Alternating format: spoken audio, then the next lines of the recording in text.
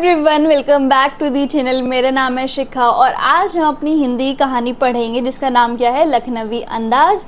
तो बिना किसी देरी के अपनी कहानी को स्टार्ट करते हैं, लेकिन उससे पहले अगर आपको कोई भी डाउट है या फिर चैनल से रिलेटेड अपडेट्स चाहिए तो आप मुझे इंस्टाग्राम पे फॉलो कर सकते हैं। और ये जो आपको नोट्स की पीडीएफ दिख रही है, इसके अंदर ये नोट्स तो हैं ही साथ के साथ, प्लस मैं आपको important question, MCQ, previous year question जो भी इंपॉर्टेंट है इस चैप्टर से रिलेटेड, वो सब आपको इसी कंपाइल्ड पीडीएफ में मिल जाएगा। और ये पीडीएफ मिलेगी आपको टेलीग्राम पर, ठीक है। तो टेलीग्राम एंड इंस्टाग्राम की लिंक जो है वो डिस्क्रिप्शन बॉक्स में मिलेगी। एंड बाकी सारे सब्जेक्ट के notes, important question, previous year question, सब कुछ कंपाइल्ड पीडीएफ में आपको टेलीग्राम पर ही मिलेगा। So make sure you follow on both the platform, okay. तो चलो स्टार्ट करते हैं लखनवी अंदाज को। तो लखनवी अंदाज कहानी के लेखक का नाम क्या है? यशपाल जी। समझ में आया? अब लखनवी अंदाज कहानी की शुरुआत कुछ इस तरीके से होती है। लेखक को अपने घर से थोड़ी दूर कहीं पर जाना था, यशपाल जी को कहीं पर जाना था अपने घर से थोड़ी दूर, और लेखक ने भीड़ से बचने के लिए, जैसे कि ट्रेन में तो भीड़ होती है, उससे बचने के लिए एकांत में किसी नई कहानी के बारे में सोचने और ट्रेन की खिड़की से बाहर देखने और ट्रेन की खिड़की से बाहर के प्राकृतिक दृश्यों को निहारने के लिए लोकल ट्रेन, जिसका क्या नाम था, मुसफ़िल, के सेकंड क्लास का कुछ महंगा टिकट खरीद लिया। अब जैसे अगर आपको एकांत में रहना है, भीड़ से बचना है, तो आपको थोड़ा सा महंगा टिकट, तो कुछ महंगा टिकट खरीदना पड़ेगा, है ना। और वो भी सेकंड क्लास का। तो उन्होंने सेकंड क्लास का टिकट खरीद लिया, वो भी लोकल ट्रेन का। और उन्होंने सोचा था कि मैं वहाँ पे आराम से अकेले जो हूँ वो बाहर खिड़की से बाहर प्राकृतिक नज़ारे देखूंगा और मुझे एक नई कहानी के बारे में एक आइडिया भी मिल जाएगा, ठीक है।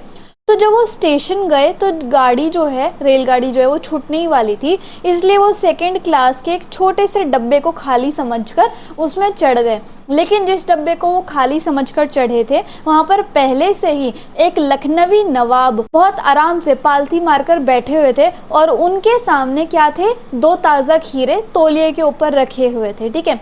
तो जैसे ही लेखक अपने डब्बे में चढ़े तो लेखक को देखकर नवाब साहब को बिल्कुल भी अच्छा नहीं लगा, वो बिल्कुल भी खुश नहीं हुए, क्योंकि उन्हें ऐसा लग रहा था कि जैसे नवाब साहब भी एकांत में जाने के लिए सोच रहे होंगे, लेकिन अब मैं भी आ गया उनके डिब्बे में, तो फिर उनका एकांत जो है वो भंग हो गया, इस वजह से वो मुझे देखकर खुश नहीं हुए। उन्होंने लेखक से बात करने में कोई दिलचस्पी नहीं दिखाई कि वो थोड़ा बहुत बात ही कर लें। लेखक उनके सामने वाली सीट पर बैठ गए। अब जो यशपाल जी थे वो खाली बैठे हुए थे, कल्पनाएं करना उनकी पुरानी आदत थी, इमेजिनेशन करना, है ना। इसलिए वो उनके आने से नवाब साहब को होने वाली असुविधा का अनुमान लगा रहे थे। मतलब जैसे उनकी इमेजिनेशन करने की पुरानी आदत है, तो ये सोच रहे थे कि मेरे आने से नवाब साहब को कितनी असुविधा, अनकंफर्टेबल सा फील हो रहा होगा। वो सोच रहे थे नवाब साहब ने अकेले सुकून की यात्रा करने की इच्छा से सेकंड क्लास का टिकट लिया होगा, और वो यही सोच रहे थे कि जो नवाब साहब हैं उन्होंने सेकंड क्लास का टिकट एकांत में रहने के लिए ही लिया होगा। लेकिन अब उनको बिल्कुल भी अच्छा नहीं लग रहा है कि शहर का कोई सफ़ेद पोश व्यक्ति, यानी कि शहर का कोई भला इंसान उन्हें सेकेंड क्लास में सफ़र करते हुए देख रहा है, उनके ऊपर नज़र बनाए रखा हुआ है, इसलिए उन्हें बिल्कुल भी अच्छा नहीं लग रहा। उन्होंने अकेले सफ़र में अच्छे से वक्त कट जाए यही सोचकर 2 खीरे खरीदे होंगे। यानी कि नवाब साहब ने ये सोचा होगा कि सेकंड क्लास तो मैंने ले लिया है, अब मैं अकेला भी रहूँगा वहाँ पे, और वो अकेला टाइम मेरा बहुत अच्छे से कटे, इसलिए मैंने 2 खीरे खरीद लिए। उन्होंने ऐसा इमेजिन कर लिया था यशपाल जी ने, ठीक है। किसके बारे में? नवाब साहब के बारे में। परंतु अब किसी सफ़ेद पोश मतलब क्या होता है, भले आदमी के सामने वो खीरे कैसे खाएंगे, ठीक है। नवाब साहब गाड़ी की खिड़की से लगातार बाहर देखे जा रहे थे, प्राकृतिक दृश्यों को वो देखे जा रहे थे, और लेखक जो है वो अपनी कनखियों से, मतलब टेढ़ी नज़र से नवाब साहब को देखे जा रहे थे। अचानक से नवाब साहब ने लेखक को खीरा खाने के लिए पूछा कि खीरा खाओगे? तो लेखक ने मना कर दिया और पहले तो शुक्रिया बोला कि शुक्रिया, पर मुझे नहीं खाने। उसके बाद नवाब साहब ने बहुत ही तरीके से खीरों को धोया, उसके छोटे छोटे टुकड़े यानी कि फाँक में काटा, फिर उसमें जीरा लगाया, नमक लगाया, मिर्च लगाकर उन्हें तौलिए पर बहुत अच्छे तरीके से करीने से सजाया, ठीक है।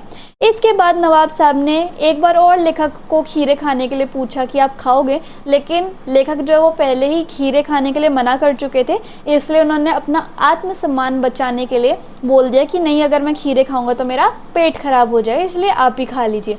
लेखक के मना करने के बाद नवाब साहब ने नमक मिर्च लगे उन खीरे के टुकड़ों को देखा, फिर खिड़की से बाहर देखकर एक गहरी सांस ली। उसके बाद नवाब साहब खीरे की एक फाक यानी कि एक टुकड़े को उठाकर अपने होठों तक ले गए, फाक को सूंघा और स्वाद के जैसे उन्हें आनंद आया, स्वाद और उसकी खुशबू से उन्हें आनंद आया। तो उनकी उस खुशबू को सूंघकर ही, खीरे की उस खुशबू को सूंघकर ही उनकी पलकें जो है वो मुंद गई, उनके मुंह में पानी भर आया और जो उनके मुंह में पानी भर आया था ना, उसकी वो घूंट ले गए, ठीक है, उसको वो सटक गए उस पानी को। उसके बाद नवाब साहब ने खीरे के उस टुकड़े को खिड़की से बाहर फेंक दिया।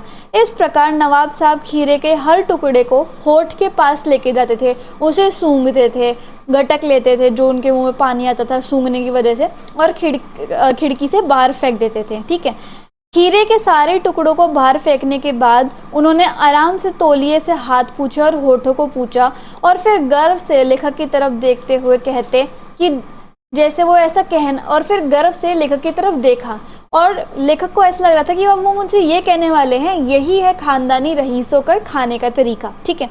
तो नवाब साहब ने खीरों की तैयारी और इस्तेमाल से थककर लेट गए। लेखक ने सोचा क्या सिर्फ खीरे को सूंघकर ही पेट भरा जा सकता है? तभी नवाब साहब ने एक जोरदार डकार ली और बोले, खीरा लजीज तो होता है पर पेट पर बोझ डाल देता है। ये सुनकर लेखक के ज्ञान चक्षु खुल गए और उन्होंने सोचा कि जब खीरे की सुगंध से, खीरे की खुशबू से और स्वाद की कल्पना से ही पेट भरकर डकार आ सकती है, तो बिना किसी विचार के, बिना किसी घटना के, कथावस्तु के और पात्रों के, लेखक की इच्छा से ही, मतलब कल्पनाओं से ही नई कहानी भी तो लिखी जा सकती है। तो इस तरीके से हमारा जो चैप्टर है वो फाइनली खत्म होता है। इंस्टाग्राम एंड टेलीग्राम पर ज़रूर फॉलो कर लेना। So if you like the video and the explanation, then please like, share, comment and subscribe the channel. Thank you so much.